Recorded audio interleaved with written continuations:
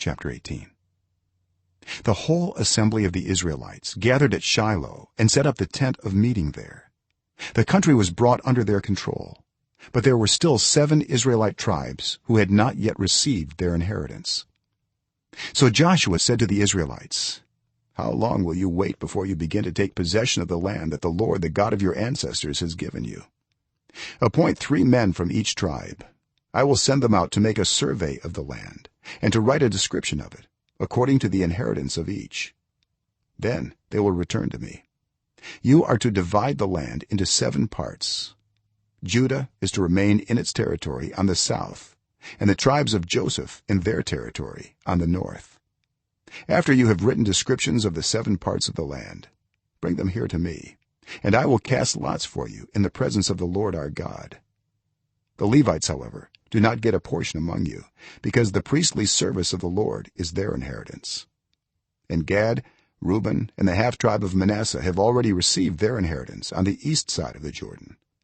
Moses, the servant of the Lord, gave it to them." As the men started on their way to map out the land, Joshua instructed them, "Go and make a survey of the land and write a description of it. Then return to me, and I will cast lots for you here at Shiloh in the presence of the Lord." So the men left and went through the land. They wrote its description on a scroll, town by town, in 7 parts, and returned to Joshua in the camp at Shiloh. Joshua then cast lots for them in Shiloh in the presence of the Lord, and there he distributed the land to the Israelites according to their tribal divisions. The first lot came up for the tribe of Benjamin according to its clans. Their allotted territory lay between the tribes of Judah and Joseph. On the north side their boundary began at the Jordan, past the northern slope of Jericho, and headed west into the hill country, coming out at the wilderness of Beth-aven. From there it crossed to the south slope of Luz, that is Bethel, and went down to Ataroth Adar on the hill south of lower Beth-horon.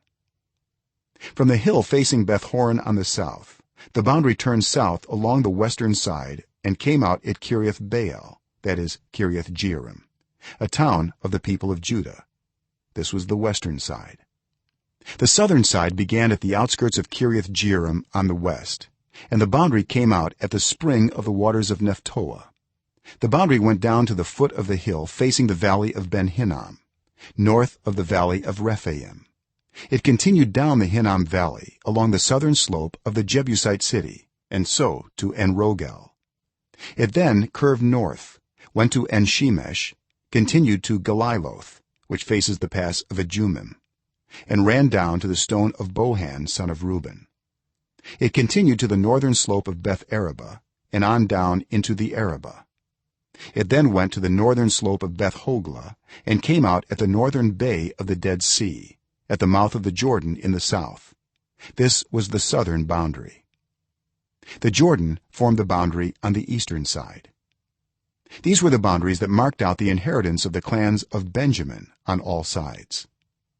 The tribe of Benjamin, according to its clans, had the following towns: Jericho, Beth-hoglah, Emek-keziz, Beth-araba, Zemaraim, Bethel, Avim, Perah, Ophrah, Kephar-ammoni, Ophni, and Geba, 12 towns and their villages.